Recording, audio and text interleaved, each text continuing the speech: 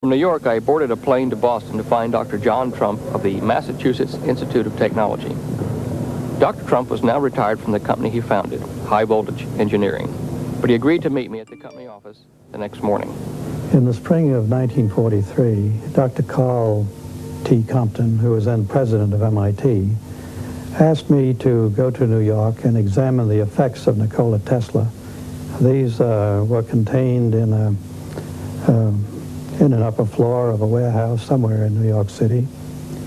And I spent a good deal of time examining one by one the papers, the books, and various other memorials that he had accumulated.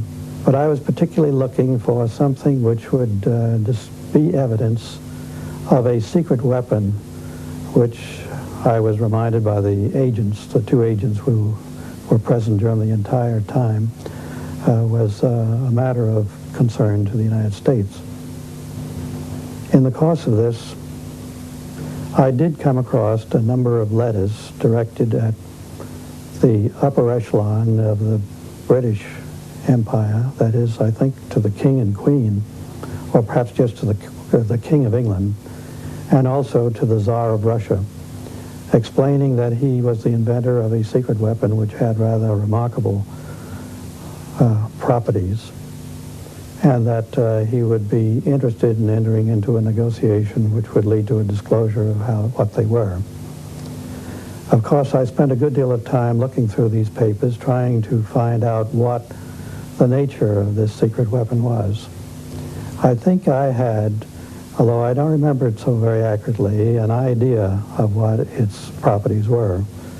It had the capability of acting at a great distance, of being destructive to flying objects and things of that kind at a place which was remote from the source. But nowhere in his technical papers did I find anything which revealed an explanation of just how such a device could operate. I believe that you also opened another box, supposedly a secret weapon that he left at another hotel. Can you relate that story, please? Yes, when I had substantially concluded my study on the following day, I think that was a Saturday morning, I was reminded by one of the two agents that there was a box being held as a security for an unpaid obligation, and that this box was an item of considerable value and may indeed itself be the secret weapon, that it was armed and therefore it probably was not touched. Were you nervous doing this? I found it a matter of a bit of concern.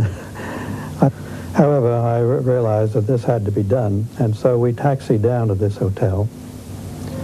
The agents identified themselves and their credentials to the assistant manager of the hotel, who led us to a room.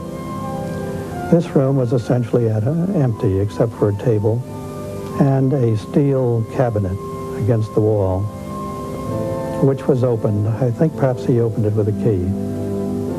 The cabinet itself was empty, except on one of the lower shelves was a package, a box, a rectangular box of ordinary size, which was wrapped in brown wrapping paper.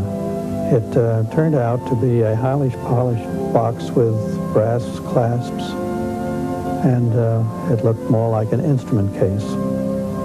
And after waiting a while and listening a while and remembering that it had been there for quite a few years, I think it had actually been there for about 5 years as a security, I opened it.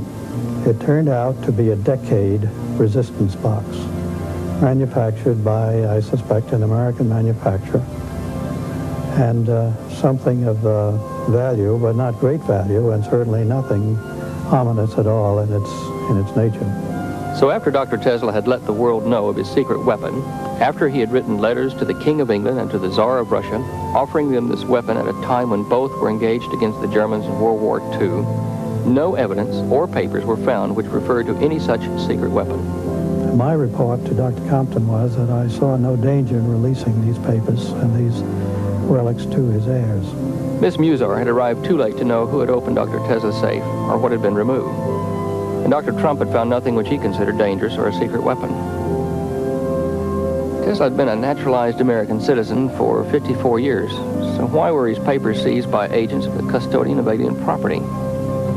I suspect that governments other than those of the United States, England, and Russia were interested in the inventions of Dr. Tesla.